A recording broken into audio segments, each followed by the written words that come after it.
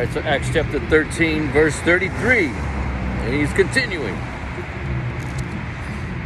God hath fulfilled the same unto us, their children, in that he raised up Jesus again, as it is also written in the second psalm, Thou art my son, this day have I begotten thee. Right, so now he's getting specific with them, with the scripture. He says, look at the second psalm, right? It says, Thou art my son, this day have I begotten thee. He was prophesied that he would be raised from the dead. He's giving it to him point blank, in black and white, right? He's telling him this. Go back and read the second psalm again.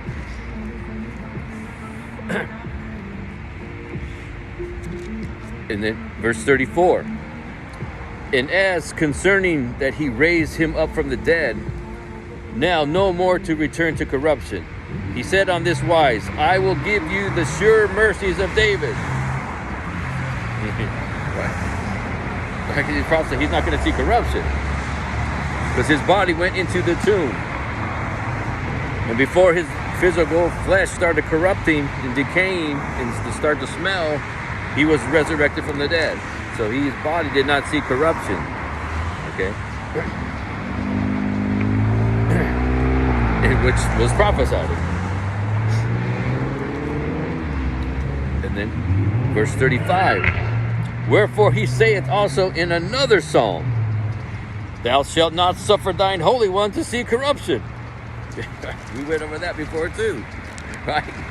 David's saying in the psalm, Thou shalt not suffer thy Holy One to see corruption. Right? So he's explaining to him, look, that psalm was fulfilled. Jesus was raised from the dead, and he's got all these witnesses because he resurrected all these people with him the same day, and they went into the city and were witnesses unto this resurrection. He's saying, look, this scripture was fulfilled. It happened.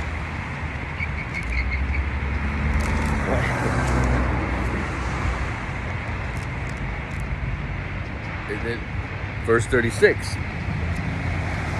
For David, after he had served his own generation by the will of God, fell on sleep and was laid unto his fathers and saw corruption. Right?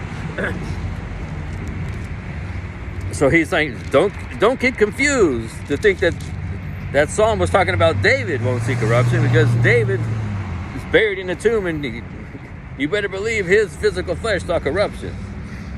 Right? He was laid unto his fathers. Right? He dies.